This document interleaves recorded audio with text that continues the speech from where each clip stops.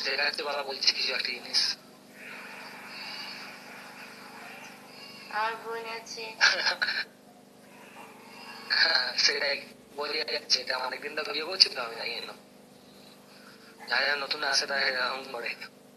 এটা কার আইডিয়া? আপনার আইডিয়া নাকি অন্য কারোর আইডিয়া? আমার বোনের। তোমার বোনের নাম কি? রেজিয়া। কলকাতাতে কোথায় থাকে?